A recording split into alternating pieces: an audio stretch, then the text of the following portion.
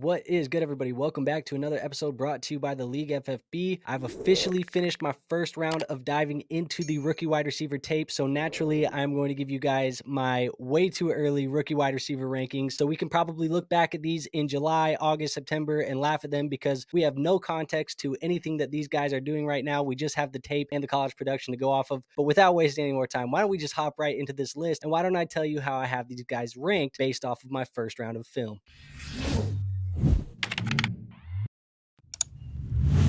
So coming in at my wide receiver one, it should be no surprise to anybody because there's a receiver called Marvin Harrison Jr. in this wide receiver class. And yes, this is a guy we have deemed as a generational talent for many years, but it is true. It is what kind of Marvin Harrison is projected to be. He just seems to check all of the boxes of these fantasy football wide receivers that we look for and projects to be a top 5 dynasty wide receiver probably day one as soon as he gets drafted. Now, this is a guy who obviously has the pedigree. He has all of the skills that we look for in those elite wide receiver prospects. The son of Marvin Harrison, if you can't put two and two together. And where I feel like Marvin Harrison really excels is in his physicality and in his athleticism as a route runner. He's very refined as a route runner. And I think if you were looking for a knock on Marvin Harrison, you could argue that he doesn't have that elite top end speed, but that's kind of like the Tyreek Hills and those guys of the world. We don't necessarily need that in a wide receiver to be successful at the NFL level. And I would say that Marvin Harrison does lack a little bit in the yak or that yards after the catch. He doesn't do too much after the catch point, but I would say that neither of those aspects really do hinder his game at all. And he's been very, very good. And I'm just being picky when I'm trying to give you a weakness about Marvin Harrison. But again, this is a guy who is probably going to be everybody's consensus wide receiver one. You hear people with the wide receiver 1B, 1C, all of that other BS. I think if that were the case, you would hear people drafting Malik Nabers or somebody else in this class over Marvin.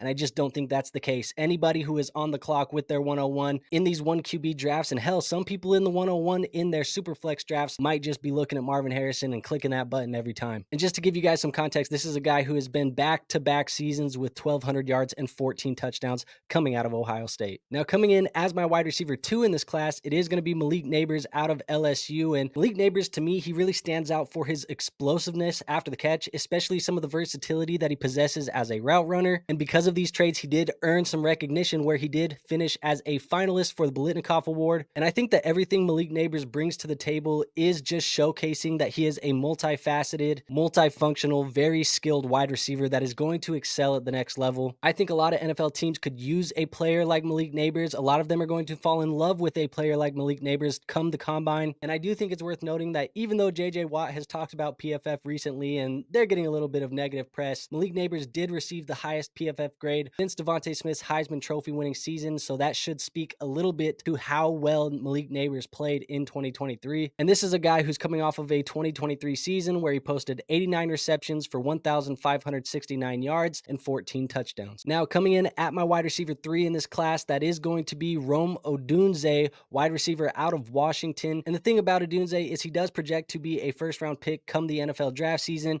He does have that skill set and that size that you look for in a true alpha X wide receiver at the next level. And I think the thing that really impressed me the most about Rome Odunze is how big he plays the position. He has a massive catch radius, and he also plays really strong at that wide receiver position. I do think that Rome lacks some of the long speed that we see in these NFL wide receivers and a little bit of that elusiveness after the catch that you see in some of them as well. I don't think he's necessarily going to break your ankles after he catches the football and take it off for a long touchdown. But like I said, this is a true X wide receiver who has a massive catch radius, so he can make that big play, and he should be very good for fantasy football because of that. And Rome Odunze is coming off of a 2023 season where he played in a national championship game. Unfortunately, didn't get that trophy, but he did post 87 receptions for 1,553 yards and 13 touchdowns. Now, here's where it gets interesting because for a lot of people, those top 3 are just the top 3. But coming in at my wide receiver 4, that is going to be Troy Franklin, wide receiver out of Oregon. And I do think that how Troy Franklin performs at the NFL Combine is going to be a big indicator of how NFL teams view him and where he gets drafted in the NFL draft later this spring. But to me, on the tape, Troy Franklin is an explosive explosive route runner. He's very quick, and this is a guy who can beat you at all levels. Now, Franklin is another one of these thin wide receivers that we've seen come out over the last couple years. Some of those guys being Devontae Smith and Jordan Addison,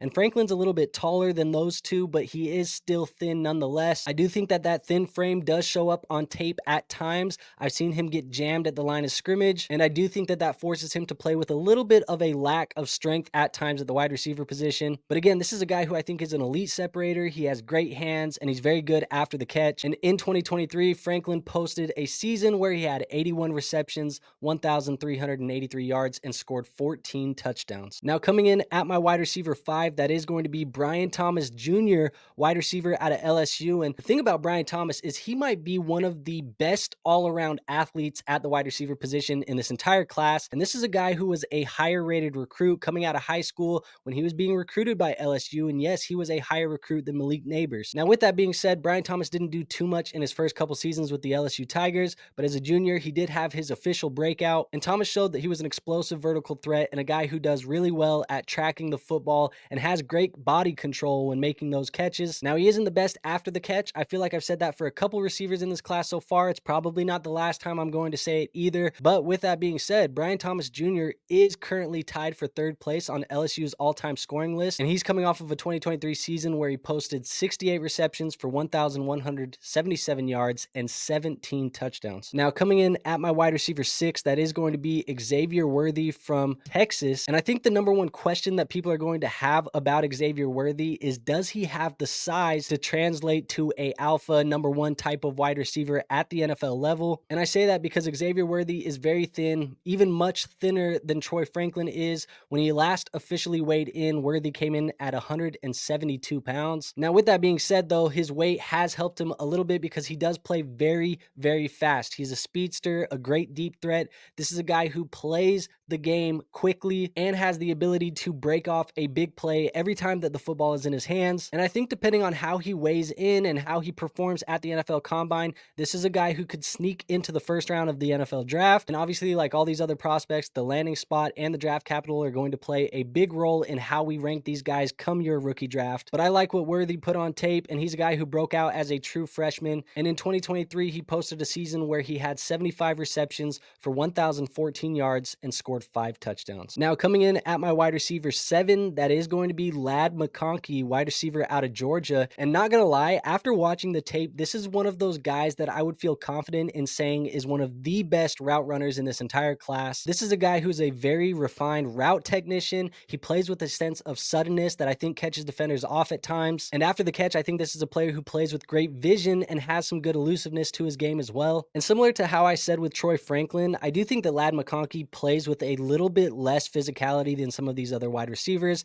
I did notice that he was getting jammed in press coverage at times, but overall, this is a prospect that I'm very excited about, and I'm ready to dive more and more into the film of McConkey because he did pop out on tape to me. And this is a guy who's coming off of a 2023 season where he posted 30 receptions for 478 yards and 2 touchdowns in 9 games. And now coming in at my wide receiver 8, that is going to be Xavier Worthy's teammate, Adonai Mitchell out of Texas. And Adonai Mitchell is a very interesting wide receiver to me. I do like his skill set. He plays with very strong hands. And although he kind of looks like a big-bodied wide receiver, I don't know if I would classify him as that. He did only come in at about 190 pounds, but he is 6'4". So we obviously like to see that height out of a wide receiver. Obviously somebody we hope can profile as an X-wide receiver at the next level. And like I said, he played as a very good complementary piece to Xavier Worthy in 2023 after transferring from Georgia, where he did play his first 2 seasons. And this is a guy that I'm going to kind of bookmark and mark as a guy that I want to watch and see how he develops over the offseason, see how he performs at the combine, see how he tests at his pro day, because I have a feeling that this guy could be a very solid pro wide receiver, but we just haven't seen enough out of Adonai to be able to say that with full confidence yet. But Mitchell is coming off of a 2023 season where he did post 55 receptions for 845 yards and 11 touchdowns. Now coming in at my wide receiver 9, that is going to be Keon Coleman, wide receiver for Florida State. And Coleman is a raw, big-bodied wide receiver. He's 6'4", 215 pounds. And this is a guy where if you just threw the highlights on,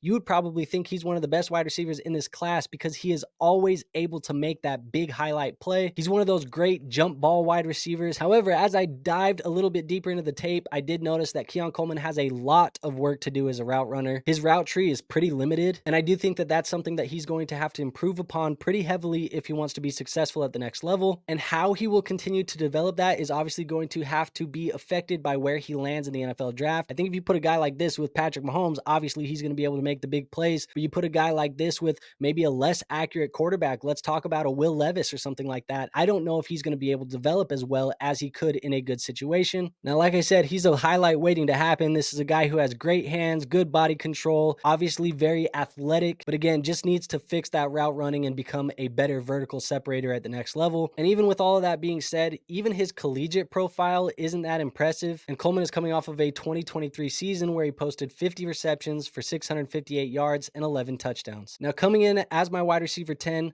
last but certainly not least, because I really do like this guy, it is going to be Malachi Corley out of Western Kentucky. And I think one of the bigger knocks that a lot of people will have on Corley come draft time is that he didn't play in a big school, so he didn't play against some of the best competition in college football. But I really don't think that that should be a reason why people shy away from him as a prospect. This is a guy who plays the wide receiver position very tough. He's very physical. He's explosive after the catch, kind of playing that wide receiver as a running back after the catch, like we've seen out of guys like Deebo Samuel and Jaden Reed. And that's kind of what I liked the most out of Corley here on the tape. Just a guy who pops out on tape, and once you get the football to him in his hands, he's going to make you miss. He has good contact balance, and he's likely going to make that big play for your football teams. But with that being said, he is probably a guy who profiles to be a slot-only type of wide receiver at the next level. And I do think he lacks a little bit of some of the length and some of the high point catching ability that we've seen from some of the other guys in this class. But overall, this is a guy who performed very well on tape,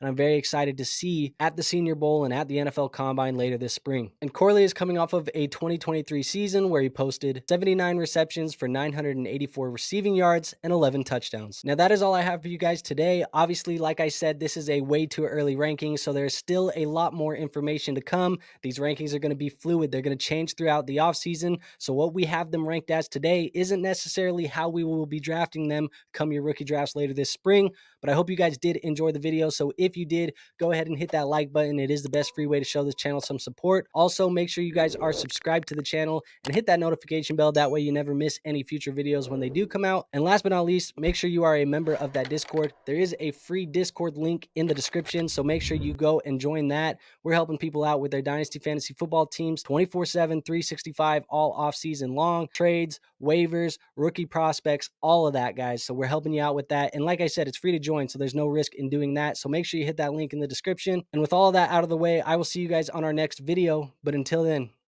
peace out.